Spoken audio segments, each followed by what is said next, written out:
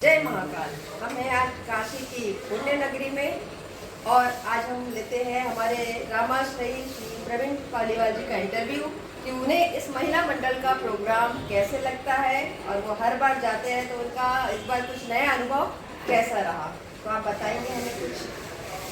मैं कार्यक्रम में आता हूँ, मेरे हनुमान जी मिलता है, मेरे हनुमान जी हैं, उनके पास में जाकर ये लोग निवेदन करते हैं। महिला मंडल ने 2-3 बार किया, एक बार पहले वृंदावन में भी किया, बाद में फिर वृंदावन के बाद में चित्रकूट के लिए भी किया। आप यहाँ पे हम लोगों को काशी लेके आए हैं, काशी में आए हैं, यहाँ तो ये स्थिति है, इतना सुंदर इन लोगों ने स्वागत सत्कार किया है महिला मंडल में, जैसे मानो बारात में आए हो। एक भाई ने अब चर्चा में निकाला है तो बाराती जैसा खूब बढ़िया भोजन, बढ़िया व्यवस्था। हम लोग सत्संग के लिए, मेरा कोई सत्संग करना कोई पेशा नहीं है, एक शौकिया, भगवान कृपा करते हैं, भगवान जैसा कहते हैं उस तरह से आप लोगों से चर्चा करते हैं सत्संग। और महाराज जी इतने दूर से आते हैं, अपने खर्चे पर आते हैं, अपने खर्चे से जाते हैं, जो भोजन भी यहाँ करते हैं उसका पैसा भी और उससे ज़्यादा ही कुछ हमें देकर जाते हैं और दक्षिणा कुछ नहीं लेते, सिर्फ 1 रुपये लेते हैं कि ताकि हमारा कराया हुआ कार्यक्रम सार्थक हो सके। तो महाराज जी आपका प्रोग्राम बहुत अच्छा होता है और हम सबको बहुत पसंद आता है, तो क्या आप हर किसी के बुलावे पे हर जगह चले जाते हैं हमेशा प्रोग्राम करने? नहीं, ऐसा नहीं होता है जगह पे जाने। मैंने आप लोगों से कहा कि मैं हनुमान जी के उन्हीं की इच्छा रहती है, यदि उनकी इच्छा रहती है तभी मैं कार्यक्रम करता हूँ। मेरी बहन है गायत्री, यहाँ पे राजनांदगांव में रहती है और राजनांदगांव में रहकर वो शकुंतला बाई लश्करे, उन्होंने ये महिला मंडल में 3रा प्रोग्राम यहाँ पे करवा रही हैं और हर जगह आपको बुलाया है ना? हर जगह पे वो बुलाती है। अच्छा। उनका प्रेम है, प्रेम के कारण बुलाती है, पर बाकी ये वास्तविकता है कि हम जो कुछ है भगवान हनुमान जी की कृपा से चलते हैं। मेरे पास मैं पांडुना रहता हूँ और पांडुना में एक राम नाम का हमारा संग्रह का कार्यक्रम चल रहा है। वहाँ पे एक बैंक जैसे ही चल रही पूरी राम नाम की बैंक है हमारे पास में। सन 1990 से लेकर 2006 तक के हम लोगों ने जो कलेक्शन जितना हमारा राम नाम का आया था, वो राम नाम का जितना कलेक्शन था उसका एक बहुत बड़ा एक स्तंभ जैसा वहाँ पे बनवाया गया। लगभग कितना रहा होगा वो? लगभग 201 करोड़ है। करोड़ में बोले 201 करोड़। हाँ, यानी जितनी हमारी असली में सोच हमारी ये थी कि भारत की जितनी जनसंख्या है तो उतनी हम करेंगे, उतना जमा करके बाद में फिर हम उसको पूरी तरह से राम नाम में रखवा कर जो भी कुछ हो सके। तो हुआ पर इतना कि उससे ऊपर हो गया। और अभी भी ये स्थिति है हमारे पास में कि 2006 के बाद में स्तंभ तो बन गया, स्तंभ बनने के बाद में भी लोग बाग अभी भी लेखन का कार्य कर रहे हैं। हमारे यहाँ से पुस्तक दी जाती है, निःशुल्क है, कोई शुल्क नहीं है उसका, पुस्तक दी जाती है, लेखनी भी दी जाती है, लेखन और पुस्तक दोनों देते हैं। लोग बाग एक पुस्तिका में 36,000 नाम लिख कर देते हैं। इस तरह से चल रहा है क्रम।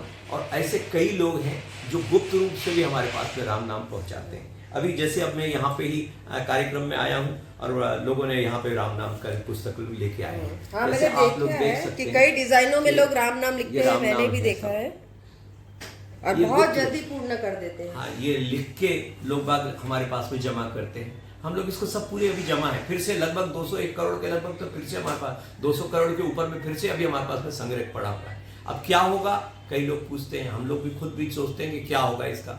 जो कुछ होगा, जैसा भगवान जी चाहेंगे, हनुमान जी महाराज हमको आदेश करेंगे, उस उनके आदेशानुसार ही हम ये कार्य को आगे बढ़ाएंगे। या अब इसका हो सकता है कि अयोध्या धाम में वैसा का वैसे स्तंभ दूसरा बन जाए, क्या होगा अभी कुछ नहीं कह सकते। हमारे मन से कुछ नहीं होता, जो कुछ होगा भगवान के मन से होगा। अब आप बोलेंगे कि भगवान क्या तुमको बोलने के लिए आते हैं? ऐसा नहीं, भगवान बोलने के लिए कैसे आते हैं, प्रेरणा मन में आती है। वहाँ पे संतों का साथ, क्योंकि मैंने एक चर्चा में निकाली थी, हमारे हनुमान जी महाराज मुख्य हमारे संरक्षक हैं और उनके साथ में 8 संत और बैठते हैं।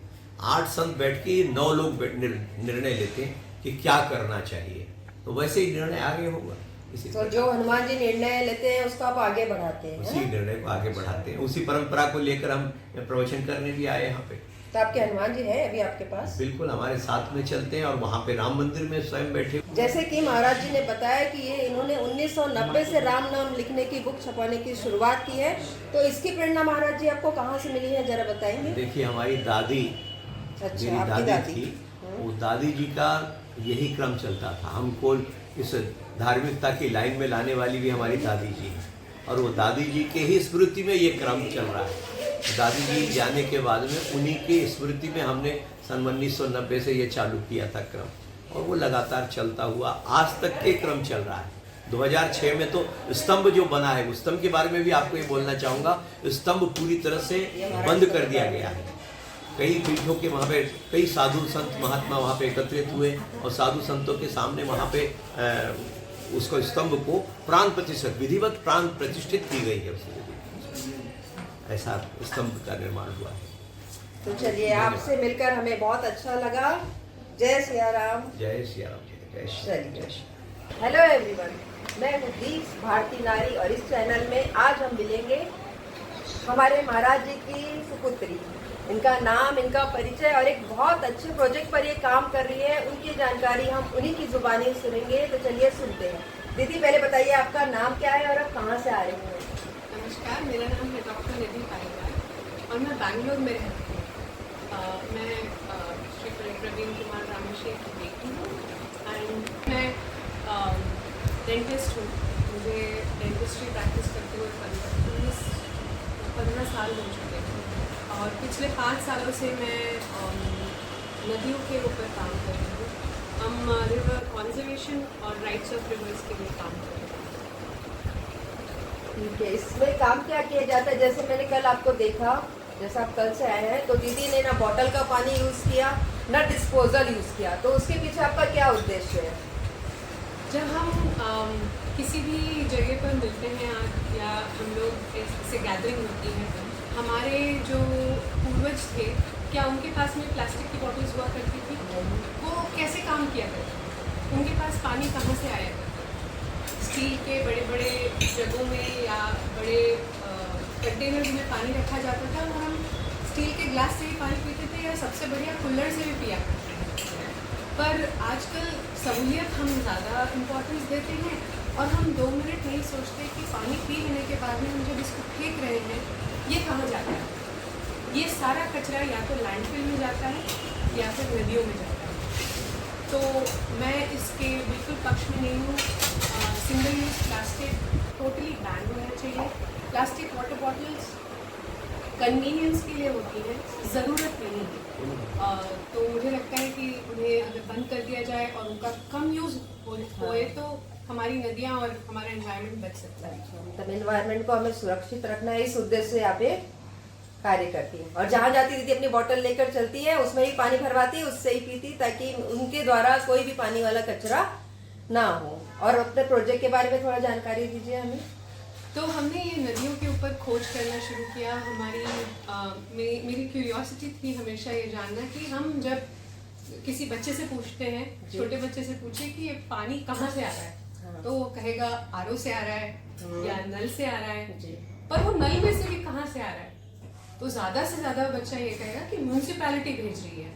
पर म्यूनसिपैलिटी के पास में भी कहाँ से आ रहा है? एक्चुअली सारी जो हमारा फ्रेश वाटर होता है सोर्स, वो नदियाँ ही होती हैं और जो उनका उद्गम स्थल होता है, जैसे कि कावेरी का तल कावेरी है या गंगा जी का गंगोत्री है, इन सब उद्गम स्थलों पे जाएंगे आप, वहाँ जाइए और जहाँ वो उनका जो मुख होता है, जहाँ पे वो समुद्र से मिलती है, दोनों में जमीन आसमान का अंतर होता है। ये जमीन आसमान का अंतर कौन लेके आता है? ये प्रकृति नहीं लाती, मनुष्य लेकर, ये हम ही लेके आते हैं।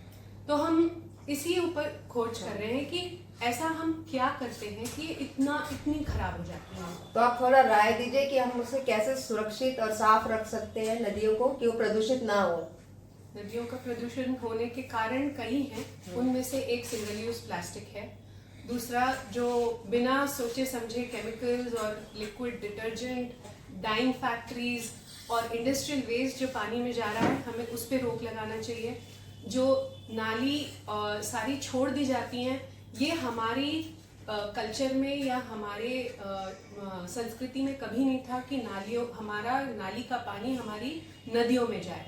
ऐसा हमारी संस्कृति ने कभी नहीं किया। ये रोमन एम्पायर ने किया था और ये उन्होंने भुगता भी बाद में, उनको इसका खामियाजा भुगतना पड़ा। पर अगर हम हमारे जो वेस्ट को ट्रीट करें, जो हमारा नाली का जो भी सीवेज भी निकल रहा है उसको ट्रीट करके ही पानी छोड़ा जाए, जो हमारा इंडस्ट्रियल वेस्ट है उसको ट्रीट करके ही आगे अच्छा पानी, उस पानी को पर्यावरण के लिए यूज किया जाए, और single use plastic totally ban करके प्लास्टिक के ऊपर कंट्रोल करके सॉलिड वेस्ट सेग्रीगेशन शुरू किया जाए। ये सबसे इम्पोर्टेंट है कि हम हमारा गीला कचरा और सूखा कचरा अलग अलग जगह रखें, और सूखे कचरे को रिसाइकिल के लिए डाला जाए और गीले कचरे को आप कंपोस्ट बना सकते हैं, और उस कंपोस्ट से आपके घर में हरा धनिया, पालक और कितनी सारी सब्जी उग सकती हैं। तो इस एज में इतनी अच्छी, इतनी बड़ी सोच है इनकी, तो इसकी प्रेरणा आपको कहाँ से मिली? मुझे लगता है कि कहीं ना कहीं प्रेरणा मुझे मेरे घर से ही मिली है। अच्छे संस्कार, अच्छी चीजें अगर हमें पहले से ही बताई जाएं, सही बात है, तो मुझे घर से मिली है। पर मुझे ये भी कहना पड़ेगा कि मेरे हस्बैंड का इसमें बहुत रोल है। मेरे पति जो है वरुण, उन्होंने मुझे इसमें बहुत साथ दिया है, और वो खुद भी ऐसे ही रहते हैं।